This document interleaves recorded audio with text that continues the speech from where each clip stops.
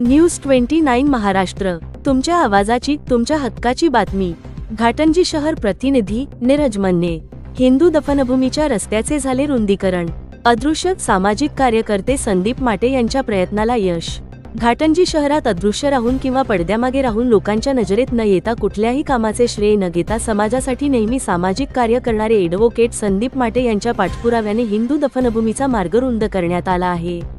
शहरातील मोक्षधाम हे पूर्वी अतिशय बिकट अवस्थेत होते। उन्हाळ्यात गेलं की ऊन, पावसाळ्यात गेलं की पाऊस, या गोष्टीचा नागरिकांना त्रास सहन करावा लागत होता। परंतु मागील काही वर्षांत माजी नगराध्यक्ष, उपनगराध्यक्ष व इतर काही लोकप्रतिनिधींच्या प्रयत्नामुळे मोक्षधामाची कायापालट झाली। त्यातच महत्त्वाचे म्हणजे हिंदू दफनभूमीकडे जाण्याचा रस्ता अनेक वर्षापासून खूप अडथळ्याचा व अरुंद होता। मोक्षधामातून जाणारा हा रस्ता अरुंद असल्यामुळे दफनविधीस नेताना नागरिकांना अतिशय त्रास सहन करावा लागत होता। या समस्येकडे सातत्याने लक्ष ठेवून सामाजिक कार्यकर्ते संदीप माटे यांनी प्रशासनाकडे पाठपुरावा केला व त्या पाठपुराव्याचे यश म्हणजे हा रस्ता सुधारून तिथे मोठे गेट लावण्यात आले व दफनभूमीच्या जागेची साफसफाई करण्यात आली। या रस्त्याचे रुंदीकरण करून गेट लावल्यामुळे आता पूर्वी होत असलेला त्रास होणार नाही व या कामाबद्दल स्थानिक नागरिकांमध्ये समाधान व्यक्त केले जात आहे। सामाजिक कार्यकर्ते संदीप भाऊ माटे यांच्या पाठपुराव्याने हिंदू दफनभूमीमध्ये जे काही समस्या होत्या त्या त्यांनी सोडवल्या, तर तुमचं त्याबद्दल काय प्रतिक्रिया आहे? नमस्कार, मी संदीप माटे।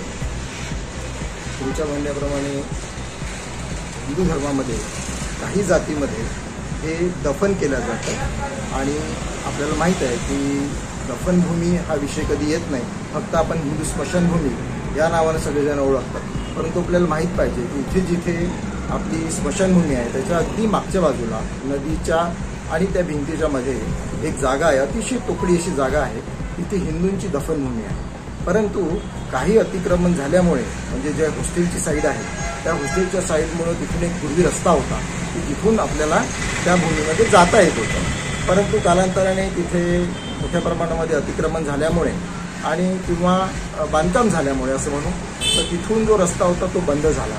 त्याच्यामुळे आता जर तिथे कोणी अशी जर दुर्घटना घडली आणि ज्याचा प्रेत पुरवण्याची ज्याची धार्मिक विधी आहे त्याला जर तिथे न्यायचं असलं तर आपण या छोट्या गेटमधून जे आपण स्मशानभूमी आणि नदी याच्यामधला जो दुवा होता अतिशय छोटं गेट होतं, परंतु ते गेटची रुंदी ही नेणारी जी शिडी होती किंवा डोली होती त्याच्यापेक्षा छोटी होती। त्याच्यामुळे आपल्याला अनेकदा, मी स्वतः जेव्हा 2-3दा गेलो तेव्हा आम्ही पेट जे आहे ते भिंतीवरून न्यावं लागलं आम्हाला आणि आम्हाला अतिशय वाईट वाटतं की या पेलेल्या माणसाचं प्रेत आपण ह्या पद्धतीनं भिंतीवरून नेतो।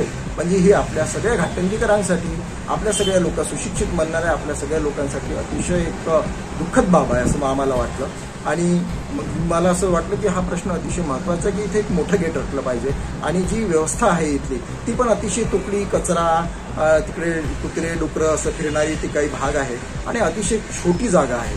त्या जागेचं सुद्धा सुशोभीकरण म्हणण्यापेक्षा कमीत कमी आपण तिथे जाऊ शकतो अशी परिस्थिती निर्माण झाली पाहिजे। त्या दृष्टीतून मी काही पाठपुरावा नगर परिषदेमध्ये करण्याचा प्रयत्न केला। त्यामध्ये सगळ्यात महत्त्वाचं होतं हे गेट। हे गेट जर आपण तोडून मोठं जर केलं तर आपल्याला डोली म्हणा किंवा आपली जी शिडी आहे ती स्मूथपणे साधारणपणे नेता येईल आणि ते प्रेताची कुठली विटंबना किंवा त्याचा एक मान सन्मान त्या धार्मिक विधीचा राखता येईल हा त्याच्यामधला उद्देश होता। त्या पाठपुराव्याला यश आलं म्हणण्यापेक्षा अतिशय पहिली स्टेप आहे ते नगरपरिषदेने एक मोठं करून दिलं, झालेलं आहे ते, आणि ते केल्यामुळे आता आपल्याला पुढचा जो मार्ग आहे तो सुकर होईल। परंतु तिथल्या ज्या काही मूलभूत सुविधा आहेत त्या अतिशय कमी आहे, त्या करणं अतिशय आवश्यक आहे।